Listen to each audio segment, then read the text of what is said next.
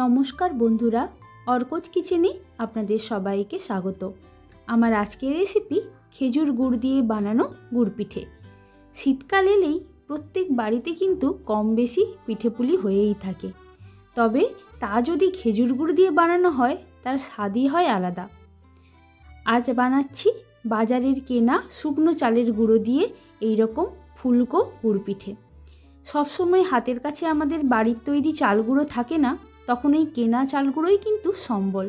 চলুন তাহলে আজকের রেসিপিটা তবে শুরু করা যাক।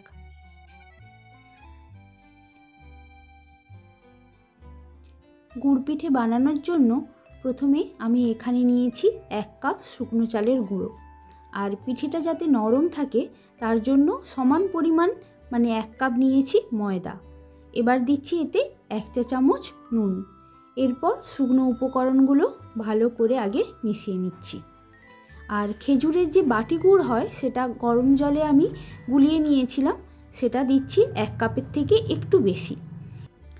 এটা চিনি দিয়েও বানানো যায়, তবে খেজুর গুড়ের সময় গুড় দিয়ে বানালে তার স্বাদই আসে অসাধারণ। এটা হাত দিয়ে আগে ভালো করে মেখে নিচ্ছি।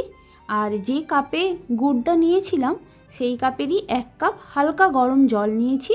অল্প অল্প করে দিয়ে ভালো করে হাত দিয়ে চটকে চটকে মেখে ব্যাটারটা তৈরি করব। এই মাখাটা হাত দিয়ে করলেই বেশি ভালো হয়, তাহলে ব্যাটারের যে ঘনত্বটা বা মাখানোটা খুব সুন্দর আসে।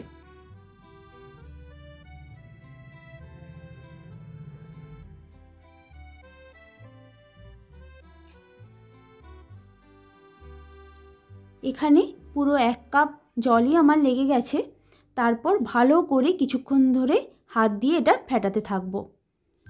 আর ফেটাতে ফেটাতে দেখবেন ঘনত্বটা কিন্তু অনেকটাই পাতলা হয়ে এসেছে। এইবার এটা ঢাকা দিয়ে আধ ঘন্টার জন্য রেস্টে রাখবো। যেহেতু এটা শুকনো চালের গুঁড়ো, তাই জলটা সোক করে এটা একটু ভিজবে, তাই আধ ঘন্টা এটা রেস্টে রাখতে হবে। আধ ঘন্টা পর এটা আরও একটু ফেটিয়ে নিলাম। একটু ঘন হয়ে গেছে, তাই অল্প একটু হালকা গরম জল আবারও মেশালাম। দেখুন ঘনত্বটা ঠিক এরকমটা হবে।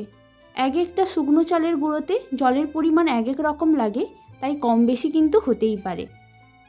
এইবার আগে থেকেই কড়াইতে তেল দিয়ে গরম হতে দিয়ে দিয়েছিলাম।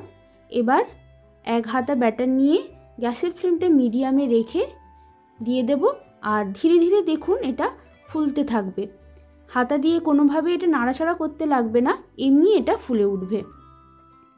তেলটা প্রথমে খুব ভালো করে গরম করে মিডিয়ামে রেখেছি, তারপর ব্যাটার দিয়ে দিতে ঠিক এইভাবে ফুলে উঠেছে। একদিকটা ভাজা হয়ে যাবার পর উল্টে দিলাম। এইভাবে আমি বাকি ব্যাটারটা দিয়েও গুড় পিঠেগুলো ভেজে নেব। আপনারা যদি চাল আর ময়দার পরিমাণ সঠিক রেখে ভালোভাবে একটু সময় নিয়ে ব্যাটারটা মেখে তৈরি করেন, তাহলে এই রকম ফুলকো গুড় পিঠে কিন্তু তৈরি হবে।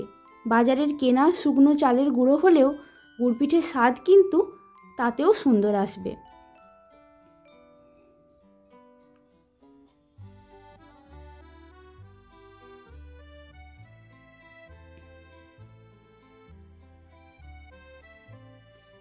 আমি খুব অল্প পরিমাণে এখানে বানিয়েছি। আপনারা প্রয়োজন অনুযায়ী চাল গুঁড়ো আর ময়দার পরিমাণটা বাড়িয়ে বা কমিয়ে নিতে পারেন। একটা ছিঁড়ে দেখাচ্ছি গুড় পিঠেগুলো কতটা সুন্দর ভেতর থেকে হয়েছে আর ঠিক ফুলের মতো দেখতে হয়েছে। আর এটা ঠান্ডা হয়ে যাবার পরও কিন্তু বেশ নরম থাকে। আশা করছি ভিডিওটা আপনাদের ভালো লেগেছে।